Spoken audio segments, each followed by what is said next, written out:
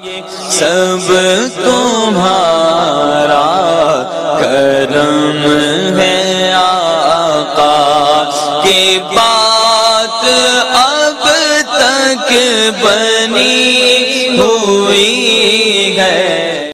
तफसीली पेश करने जा रहा हूं। सबसे पहले ज़ैद बिन अली बिन हुसैन का मर्तबा और मकाम क्या है। मैंने आपके सामने पहले भी पेश किया था कि बिहार और अनवार और दीगर मकामात पर यह रवायत मौजूद है कि ऐ हुसैन, अल्लाह के नबी ने फरमाया था, ऐ हुसैन तेरी सुल्ब से एक शख्स पैदा होगा जिसका नाम ज़ैद होगा और रोज़ क़यामत वो लोगों की गर्दनों से फांगते हुए बेहिसाब और किताब जन्नत में दाखिल हो जाएगा।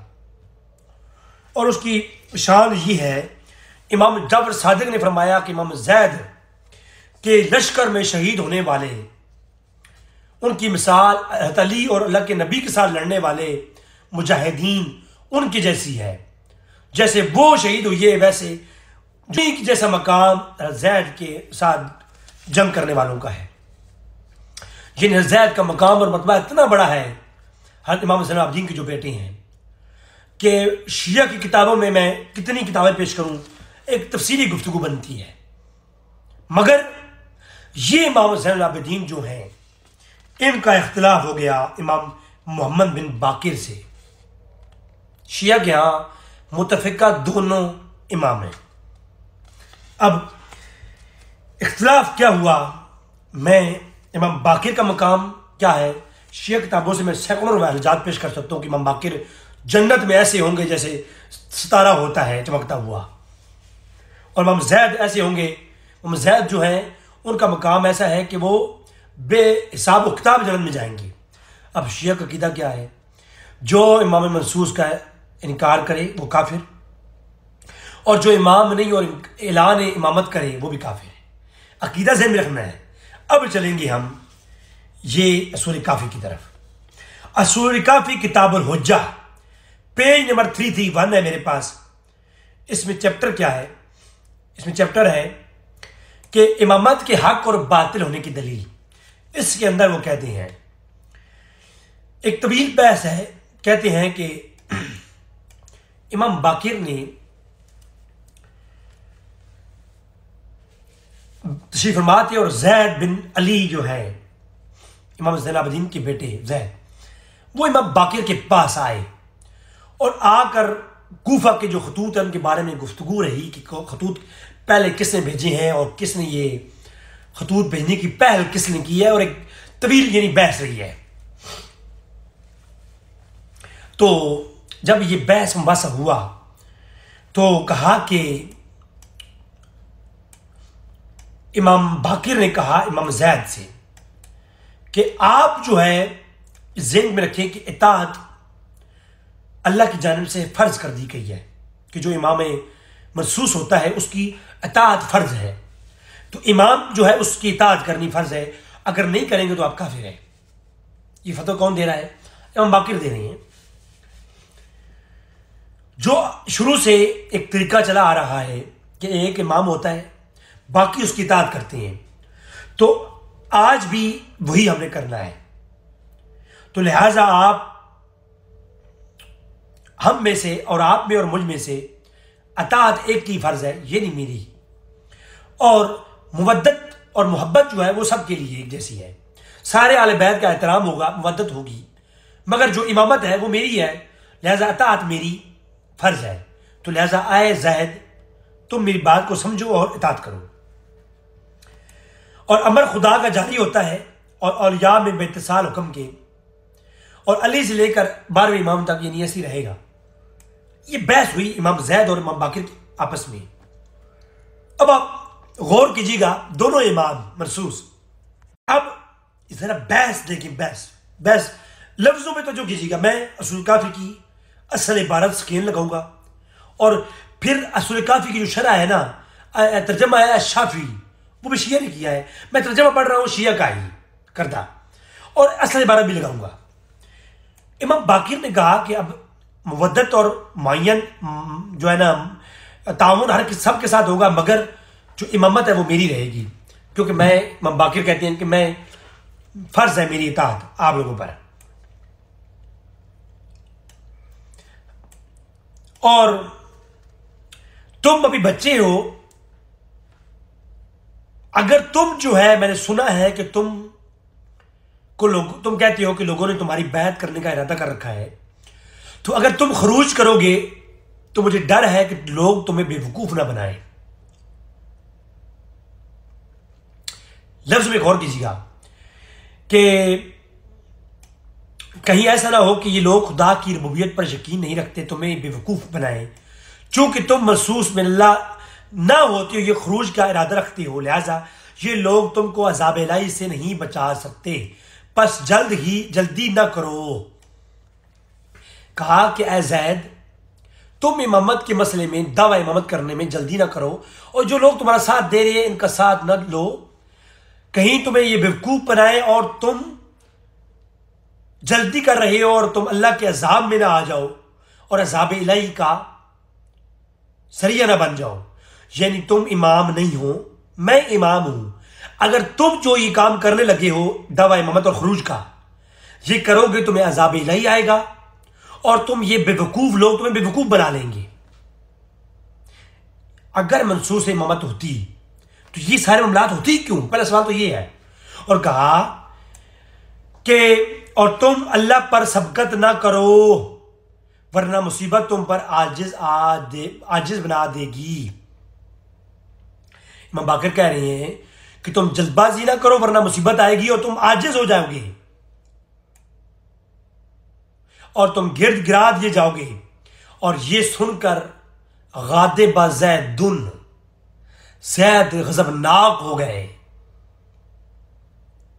ये गादिबा यग़दिबु गादिबन, वो एक शख्स ने मुझे कहा था कि गादिबा फातिमा था इला अबू बकर है। तो मैंने कहा जी अगर गादिबा फातिमा था वो कुफ्र हो गया तो गादिबा ज़ैदिन इमाम बाकिर के मुतालिक क्या कहोगे? हज़रत ज़ैद इब्ने अली ज़ैनुल आबिदीन गादिब हो गए, गज़बनाक हो गए, लाल पीले हो गए और कहा कि इमाम बाकिर तुम कैसे इमाम हो सकते हो? हम में वो इमाम नहीं हो सकता जो घरों में पर्दे डाल के बैठ जाए और जिहाद फी सबिलिल्लाह से किनारा कश हो जाए। अब जिहाद फी सबिलिल्लाह करना इमाम ज़ैद कहते हैं ये इमाम के लिए शर्त है। और ये सूरह काफी की शरह है अस्साफी अल्लामा कज़वीनी की। वो अस्साफी के अंदर कहते हैं इसी रिवायत की शरह में कहती है कि ज़ैद के नजदीक शर्त अव्वल है इमाम का जिहाद करना। अगर इमाम मासूम के लिए शर्त अव्वल है जिहाद करना तो अबू बकर उमर के खिलाफ मौला अली ने जिहाद क्यों नहीं किया? ये तो आगे चल के मैं बयान करूंगा। आगे इंशाल्लाह मेरी गुफ्तगू खिलाफत अली पे आने वाली है। वो तो आगे में बनु उमैया के मुतालिक जब डिस्कस होगी तो ये चीजें आएंगी। हाँ जी, इमाम के लिए शरूत क्या शिया कुतब में है और फर्ज क्या है, और इमाम अली ने वो कौन कौन से फर्ज हैं जो छोड़ दिए शिया के अकीदे के मुताबिक। तो कहा इमाम ज़ैद ने कि इमाम बाकिर हम तुम्हें इमाम क्यों माने? वो इमाम नहीं हो सकता जो घर में पर्दे डाल ले और जिहाद करने से रूगर्दा हो जाए। अब मुझे बताएं, इमाम बाकिर कहते हैं मैं इमाम हूं, इमाम ज़ैद कहते हैं मैं इमाम हूं और मैं जिहाद के लिए निकल रहा हूं, खरूज कर रहा हूं, तो मैं इमाम हूं। तुम खरूज नहीं कर रहे, तुम इमाम नहीं। और मेरे खरूज से तुम्हें क्या तकलीफ है? इमाम बाकिर को कहा गादिबा ज़ैदुन, हाँ जी इतने कम और हज तो बहुत कुछ पीछे है, हज सिर्फ मैं अभी आगाज मोहब्बत है, रोता है क्या? आगे आगे देखिए होता है क्या। अभी तो कुछ भी नहीं है भाई। ये शिया सुन्नी लोगों के माबैन लड़ाई झगड़े के अलावा कुछ भी नहीं है। ये वही इख्तलाफात साहबा और आले बैत के माबैन इख्तलाफात इज्तिहादी कहा कह दें या उनके आपस के मुशजरात कह दें, उनके ऊपर फतवे लगाना आपकी और मेरी शक्ल नहीं है। अगर फतवे ही लगाने का शौक है तो लगाए कि इमाम महसूस होता है और इसका मुनकिर काफिर है, और जो इमाम नहीं वो दावा इमामत करे वो काफिर है। इमाम ज़ैद कहती है इमाम मैं, इमाम बाकिर कहती है मैं। अब दोनों में से एक तो इमाम है और एक नहीं, काफिर कौन सा है? काफिर बताए ना, काफिर कौन सा है इनमें से? अगर ये मामला सहाबा किराम के माबैन होता, इतनी मोटी मोटी किताबें लिखी होती कि फला ये काफिर हो गया, ये असूल, उधर का असूल, इधर का असूल, इधर से असूल ये कह रहा है, उधर से असूल ये कह रहा है, और भाई इधर भी तो असूल कुछ कहे ना कि इधर असूल नहीं है। और भाई मुझे नहीं पता कि दुनिया में किधर से ये क्या लोग पढ़ा रहे हैं और क्या पढ़ रही हैं। मेरी उम्र के ये 30 साल में मैंने 11 साल इस्लामी दुनिया में शिया सुन्नी को देखते हुए गुजारे हैं। 11 साल मैंने शिया मदारस के अंदर दिन गुजारे, मैंने सुन्नियों में गुजारे, सुन्नियों के हर तबके में मदरसों में मैंने दिन गुजारे हैं। मुझे ये मंतक समझ नहीं आती। बरेलवी हो, अपने मसले का दिफा करना हो, ऐसी मंतकें निकालेगा कि अपने गलत को भी सही कह देगा। वो देवबंदी वहाबियों सबको गलत कह देगा। और वहाबी हो वो जब शिया सुन्नी बरेलवी देवबंदी सब काफिर कहना हो, ऐसी ऐसी मंतक निकाल के लाएगा, फलां किताबें इस किताब से उस किताब से, इतनी बड़ी बड़ी है जी, सारी मंतकें निकाल करके अपना मसलक बना के रहेगा। और शिया हो सहाबा किराम को काफिर कह देने के मसले के ऊपर इतने बड़े बड़े फतूरे निकाल, इतनी बड़ी बड़ी किताबों के ढेर, लेकिन अपनी तरफ नहीं, कांच के घर में बैठ करके दूसरों में पर्दा हो रहा है। अब मुझे बताएं ना, ये तो चंद चीजें हैं। अभी मौला अली और फातिमा सलाम अलैहा की जात मुकद्दसा के मुतल्लिक जो उनके आपस में मुशाजरात हैं, हज़रत अब्बास और अली के मुतल्लिक जो मुशाजरात हैं, जिनमें मौला अली और फातिमा सलाम अलैहा की सख्त तलख कलामियां हैं, उनको मैं सामने नहीं ला रहा, क्योंकि मैं देख रहा हूं ये इन बातों से फिर नासबी ज़रात गलत फायदे उठाती हैं। मैं उन चीज़ों को सामने नहीं लाना चाह रहा। ये लफ्ज़ सिर्फ गादिबा ज़ैद दिन दिखाया है, ये अयूनुल अखबार मैंने नहीं दिखाई है, जिसके अंदर ऐसे लफ्ज़ हैं। बिहार अनवार में ये शर्मगाहों के लफ्ज़ इस्तेमाल किए अहले बैत के तार के लोगों ने अपनी अहले बैत के मुतल्लिक, लेकिन मैं वो चीज़ें नहीं ला रहा, क्योंकि फिर वो चीज़ें नासबी ज़रात जो है वो मौला अली और यजीद के दिफा तक की किताबें लिखी गई, क्योंकि बात इधर सुन्नत में भी ऐसे लोग हैं ना मनहूस किस्म के, जो अहले बैत के साथ बुग़्ज़ रखने वाले हैं, फिर वो उन चीज़ों के फायदे उठाती हैं। हमारा मकसद कोई ना अहले बैत के बुग़्ज़ को फैलाना है, ना कोई और मामला है। हम चाहते हैं जो मुशाजरात अहले बैत और सहाबा किराम हैं, इनके ऊपर कलाम करके किसी इन दोनों में से किसी एक पर की तौहीन और तनकीस ना की जाए, उनके मकाम और मर्तबे को डाउन ना किया जाए, उन पर फतवा कुफर और मुनाफिकीन के फतवे लगाए जाए। ये मकसद है बस। फतवे लेने होते तो ये चीजें लेकर मैं मुनाज़रे करता, ठीक है, कोई शिया के साथ मुनाज़रे करता लाइव बैठ के हैं। कई लोग दावत देते हैं कि आए आप मुनाज़रे करें जनाब, हम हमारा फलां शख्स के साथ आपको मुनाज़रा करवाते हैं। तो वो मुनाज़रे मैं करता, मैं इन चीज़ों को आगे लेके आता, यूट्यूब अपलोड करता, मुनाज़राना गुफ्तगू तो हज़ारों लोग सुनते हैं। जो मैंने तल्ख कलामी वाली मुनाज़राना चीज़ें अपलोड की हैं उन पर व्यूज़ आप देख लें, लेकिन आम चीज़ों पर जो तकलीफ गुफ्तगू होती है इस पर व्यूज़ नहीं आते। क्यों नहीं आते? क्योंकि लोगों का माइंड सेट अभी वो मुनाज़राना है। जब तक शिया सहाबा को काफिर ना कहेंगे और सुन्नी इधर शिया को काफिर नहीं कहेंगे, तब तक गुजारा ही नहीं होगा।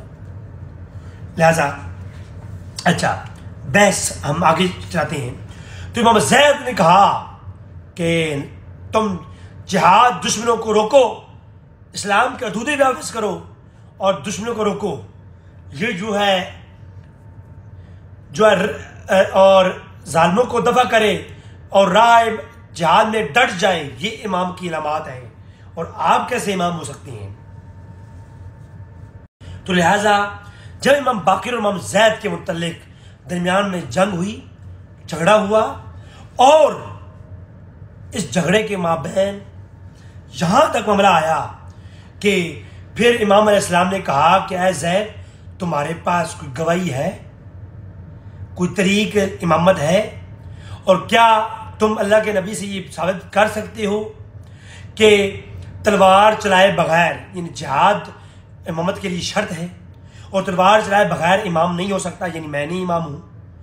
और क्या ये तुम साबित कर सकती हो कि दीन उलूम दीनिया से जाहिल शख्स, यानी तुम तुम जो उलूम दीनिया से जाहिल हो, तुम इमाम हो सकते हो? इसमें तुम्हारी कोई दलील है? आप मुझे बताएं यार, इतने सख्त लफ्ज इमाम बाकिर इमाम ज़ैद को बोले कि दीन उलूम से जाहिल हो तुम इमाम हो सकते हो, तो जनाब कोई फतवा नहीं आता है यार, हर बात हमारे लिए है। और गादिबा ज़ैद दिन, कोई हमें समझाओ यार है। तो इसके मुतालिक फिर वो आगे एक बहस अलग है, वो अगली एपिसोड में लाऊंगा। फिर जब इमाम ज़ैद निकले और शहीद हो गए, फिर जब खबर मिली इमाम बाकिर को, इमाम बाकिर ने कहा, एक शख्स भागते हुए आया, तो उसने कहा कि इमाम बाकिर के सामने आता गया। इमाम बाकिर ने पहले ही कहा, रुक जा, क्या ज़ैद बिन अली शहीद हो गए हैं? कहा जी शहीद हो गए हैं। उनको सूली पे लटकाया गया है? कहा जी सूली पे लटकाया गया है। स्लीप किया गया है। तो ये सारी बातें की और उसके बाद रोने लगे। अगर ये जिस तरीके से इमाम बाकिर ने पूछा है, एक शख्स बाहर से आया, अभी उसने जिक्र किया नहीं था, पहले से इमाम बाकिर को ये बात उनके इल्म में आ चुकी थी। तो अगर साफ नीयत से पूछा जाए, सोचा जाए, तो फिर तो बंदा ये सोचता है कि चलो इमाम बाकिर पर अल्लाह ने इल्हाम किया होगा, उनके दिल में ये बात डाली होगी, वो इमाम हैं, उनके ऊपर जो है इल्हाम हुआ होगा, अल्लाह ने उनको बता दिया होगा कि इमाम में ज़ैद शहीद हो गए हैं। लेकिन अगर शिया की तरह शैतानी दिमाग सोचा जाए, तो शैतानी दिमाग ये कहता है कि इमाम बाकिर ने खुद ही प्लानिंग की, लोग भेजे, उनको सलीब करवा करके, उनको कत्ल करवा करके, मुड़ के जब शख्स लाया, उनको खबर देने पहले से कहा रुक जा। अभी वो दरवाजे पे था।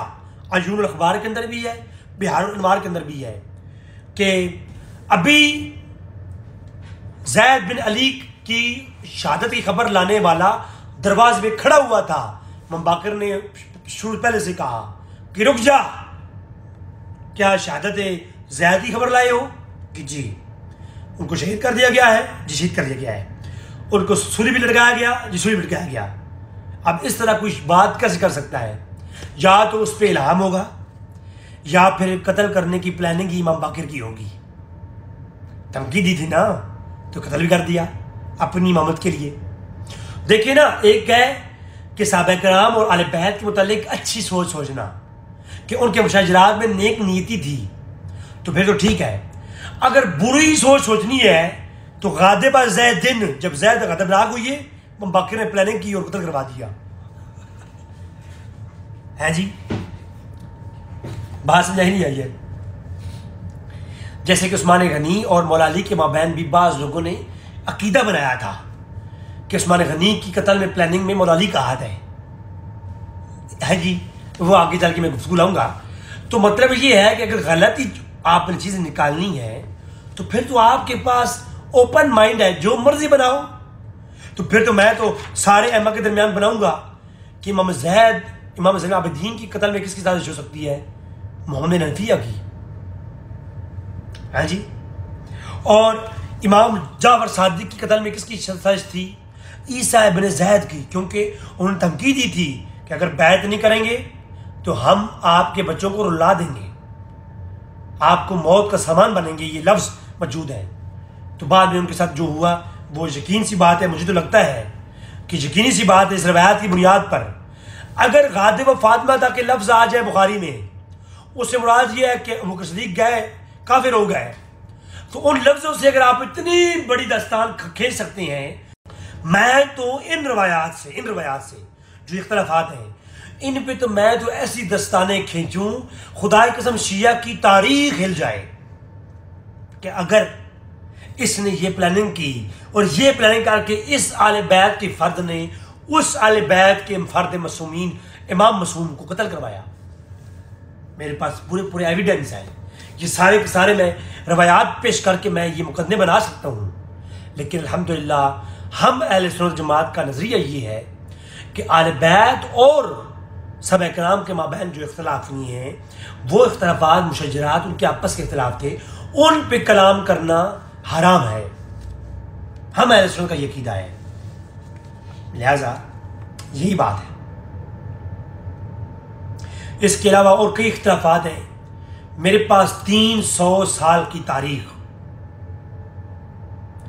शिया कुतुब से, वो भी शिया कुतुब की पाए दर्जे की किताबें, ये नहीं कि छोटी मोटी किताबें। असूल काफ़ी किसी हाड़ के मैंने बात की अभी तक, असूल काफ़ी, बिहार अखबार और फरूल काफ़ी वगैरह, यानी मोतबर कश्फुल गुम्मा वगैरह और मोतबर किताबें ज़्यादातर तो मैंने असूल काफ़ी ही पेश की है। तो असूल काफ़ी ही में कई इख्तलाफात हैं आले बैत के, यानी मैं अगर 300 साल तारीख पेश करूं तो मैं 100 घंटे की गुफ्तगू कर सकता हूं कि जो है आले बैत के इख्तलाफात के ऊपर। चूंकि मैं नमूने के तौर पर चंद एक इख्तलाफात लिए हैं जो मकसूद है समझाना कि अगर मुशज्जरात के ऊपर ही इख्तलाफ करके काफिर कहना है तो शिया का अकीदा है इमाम का इनकार करने वाला काफिर है। तो इन दो इमामों में से एक इमाम था, एक काफिर था। वो जो काफिर था ना, उसकी निशानदेही शिया भाई करेंगे। शिया भाई, शिया ब्रदर्स, वो ये हमें बताएंगे कि इन इमाम बाकिर में से और इमाम जैद बिन इमाम ज़ैनुलआबिदीन में से काफिर कौन था।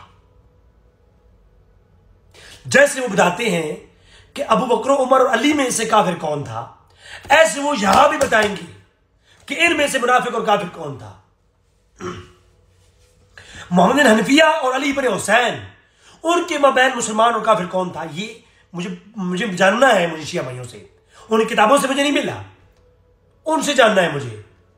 और इसके अलावा मोहम्मद अब्दुल्ला और ईसा बिन ज़ैद, इनके और इमाम जाफर के माबैन जो इख्तलाफ हुआ और एक दूसरे को काफिर होने की धमकियां और जेल में जाके बंद किया गया, इनमें से मुसलमान और काफिर कौन था, इसमें से मुझे जानना है मैंने।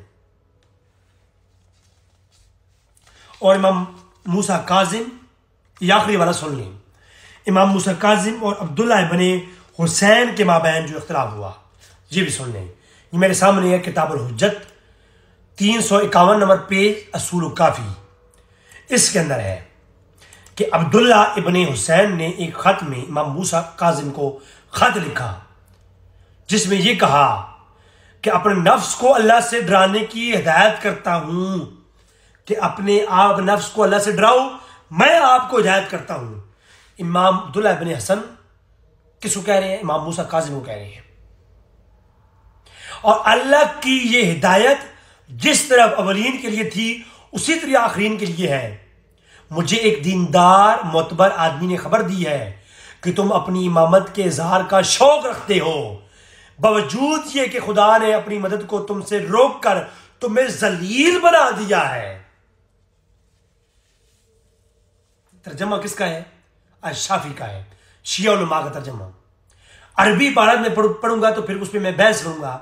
जब अरबी इबारत में बहस करता हूं तो फिर आप लोग गुस्सा करेंगे, इसीलिए मैं अरबी इबारत नहीं पढ़ रहा सूरह काफी की, मैं अशाफी जो तर्जमा है सूरह काफी का वो उर्दू तर्जमा पढ़ रहा हूं।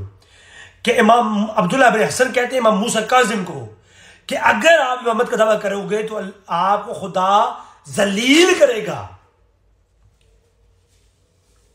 इससे बुरे लफ्ज मौजूद है किताबों में।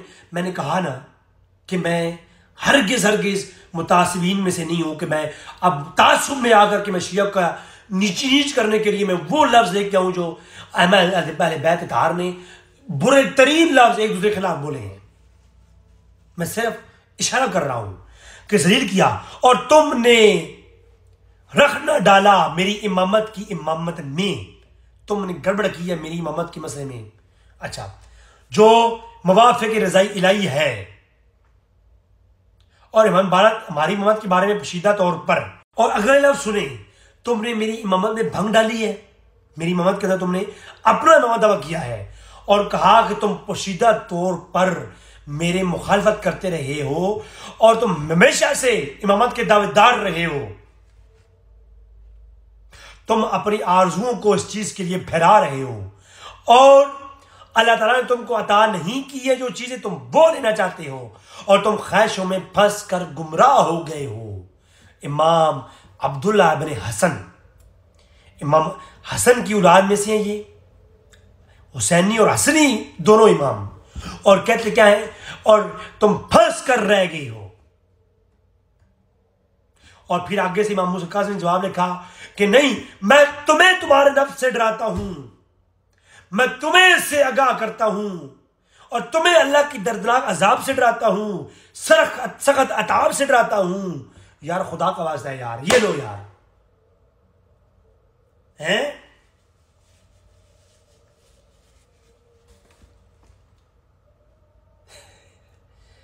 मैं को मिसाल देने लगा था लेकिन नहीं देता। समझाना मकसूद है खुदा के लिए, खुदा के लिए अल्लाह से तुम लोग भी डरो। तुम लोग भी डरो यार।